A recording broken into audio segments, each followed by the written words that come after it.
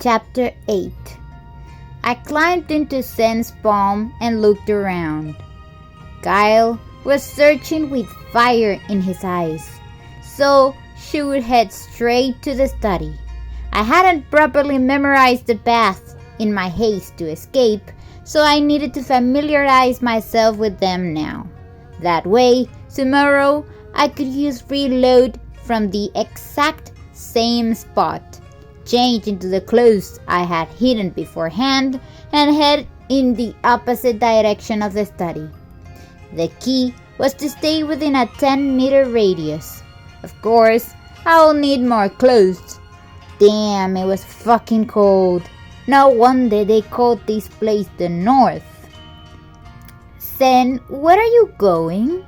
A maid carrying a laundry basket called out to Sen. It seemed the place where I had been hiding was where the servants did their washing. I found it! Sen proudly lifted me up slightly, then carefully caught me in both hands, as if afraid of dropping me. Hey, don't cover my view, I can't see. It doesn't seem too wary of people. It's really gentle. On the way here, it was looking around as if trying to learn the paths. It was pretty cute. Hearing that, the maids gathered around, exclaiming how envious they were, how adorable I must be, and how they wanted one too, making a fuss. I deliberately buried my nose into Sen's palm like a frightened hamster and pretended not to notice. Did I make it too obvious that I was looking around? If they started thinking I was some sentient rodent, that would be a pain. Can I take it with me too? A maid who seemed close to Sen approached, eyes sparkling as she looked at me. The hell? Trying to steal my thunder? Not happening. Shoo. This was Serena's glory to bask in. Cheek! Get lost! I tensed my body and kicked at Sen's hands, letting out a series of sharp squeaks. The maid visibly flinched in surprise. Huh? Oh my, what's wrong? It was so calm just a moment ago. Tick! Tick! Tick! You fool! You want to share this glory? Go and take credit for it yourself. You were meant to become Serena, the greatest woman in the empire. Sure, I may have gnawed away at that fate a little, but still go and earn some points with Kyle yourself. Just then, a loud voice echoed behind us. Cashew nut. Your Grace! Fucking ghost-like bastard. He found me so damn fast. Kyle's crimson eyes locked into me. As he furrowed his brows slightly, his already intimidating expression became even more intense. If looks could be weapons, this guy would be undefeated. Hey, smile! You found me safe and sound, no scratches. Don't freeze up the atmosphere like that. Can't you see the maids trembling in fear? Hey, smile! You found me safe and sound, not scratches. Don't freeze up the atmosphere like that. Can't you see the maids trembling in fear? While the other maids turned pale and backed away, Sen was the only one who didn't flinch. She slowly turned to face Kyle. Your Grace, I have found the beast as you order. Kyle extended his hand, but hesitated when he saw me sitting calmly in Sen's palm, glaring at him. It seems to like you quite a bit. Oh well, come to my study as you are. Sen looked down at me briefly before brushing her thumb gently across my back. Then she nodded. The other maids, sensing the shifting atmosphere, quietly returned to their tasks. Upon reaching the study, Kyle tried to put me back in the hamster cage. Naturally, I clung to Sen as tightly as I could, resisting with all my might. You said we'll sleep together tonight. You can't just give me freedom and snatch it away like this, you petty bastard. Unfortunately, Kyle seemed to misinterpret my desperate struggle. You really like her. It seems so. Sen chuckled softly, looking a bit embarrassed yet pleased. Then, without hesitation, she firmly placed me back inside the cage. But you still need to go in. You mustn't wander outside carelessly. His Grace worries about you. Oh, come on, I was just taking a little stroll. I was going to come back on my own in 30 minutes anyway. I will reward you. Kyle closed the top door of the hamster cage as he spoke. Sen merely looked at him in silence, prompting him to continue in his usual blunt tone. I expected it to be difficult to find. When the mages said they couldn't sense any magic, I had a hunch, but thanks to you, I was able to locate Cashew Nut. Name your reward. As Grand Duke Blake, I will grant you whatever you desire. Sen's gaze flickered towards me, where I was longing against the exercise wheel. Her eyes held a mix of emotions, both longing and resignation. So it was possible to look both desperate and determined at the same time. Her green eyes darkened for a moment before steadying themselves once again. It's fine, Sen answered firmly. What I desired is not something your grace can grant me, so I will achieve it on my own. Just remember that I did my best, and if I ever face injustice in this castle, please take my side, your grace. Interesting. Kyle leaned back against the sofa, speaking leisurely. A wish within my own domain that I cannot grant? Don't get competitive over a mate's wish. I muttered to myself as I dipped my dirtied front paws into the water bowl to wash them. By the way, what is Sen's wish? Marrying Belial?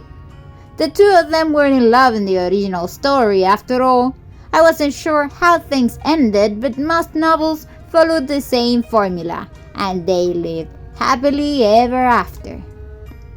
But loving Belial from all the way up here in the north, far from the imperial city, was impossible. Maybe her goal was to rise in status instead?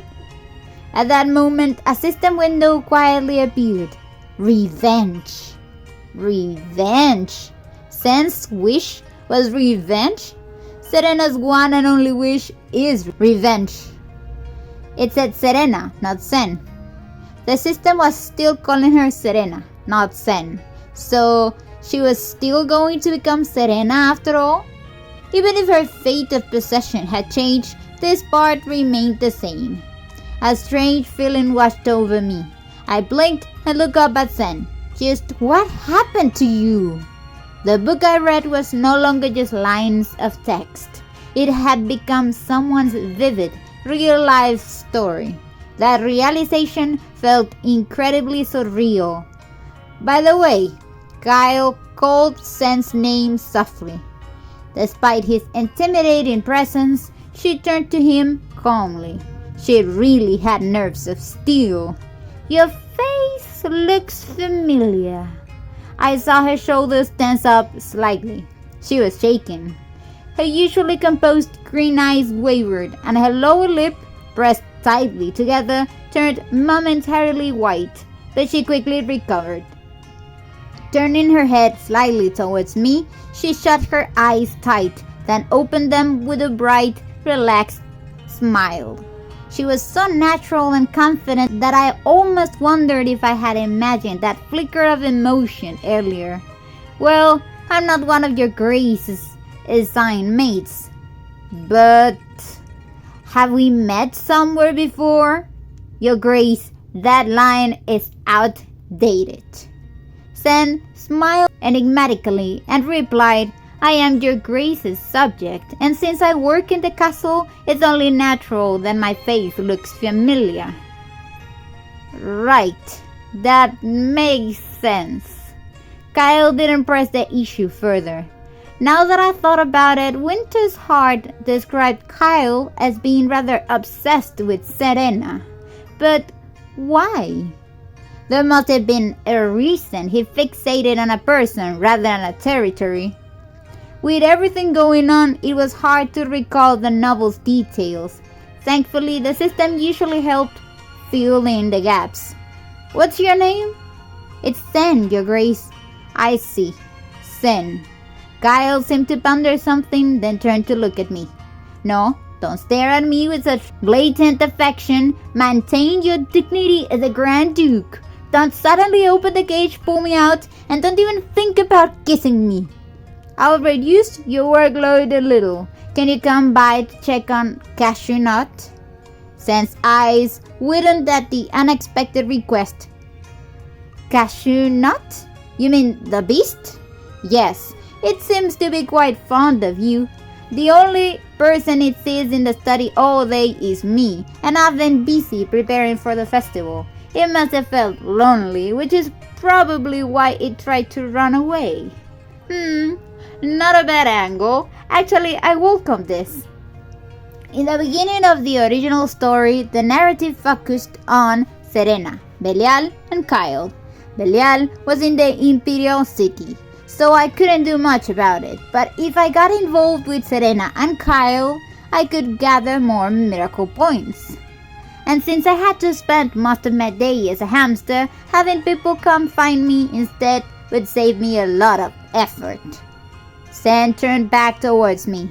I moved closer to her and placed my tiny paw against the cage wall, giving her a playful wink. Hamster charm activated. Fan service. I'll do it! Sen blurted out as if mesmerized. I've never raised a hamster before, but I've taken care of dogs. I'll study hard and learn how, so please. It's not a hamster, it's a beast. And just like that, Sen became my second caretaker. Get along, you two. No weird obsessions or anything like that. And most importantly, don't kill each other. Got it? After Sen left, Kyle remained seated, staring at me inside the cage for a long time. He looked like he was dying to take me out but held back. Was losing me once that much of a shock? But really, it wasn't my fault. Imagine a perfectly fine hamster suddenly vanishing only for a naked man to appear on the bed. What the hell would that even look like? And if someone happened to walk in at that moment, the rumor mill would go wild. His Grace isn't a man. Poor Kyle, he wasn't even married yet. Of course, no one would actually be reckless enough to spread such gossip. Still, as unfair as it was, I couldn't exactly complain. If I were in his shoes, I wouldn't leave the hamster that could disappear at any moment unsupervised either. Maybe I should act meek for a while. No, this was all because of that damn reload skill. Couldn't the system at least explain how it worked? Hehe. Well, tomorrow should go smoothly. I had hidden my clothes as well. I'll use reload there, then observe the castle's atmosphere. It was festival season, so no one would find it strange if an unfamiliar peasant was walking around. Before that, I need to find some pants and shoes. If I kept running around barefoot in this freezing weather, my toes would probably fall off. I drifted off to sleep, and by the next day, I received the devastating news that my hidden clothes had been stolen. End of chapter 8.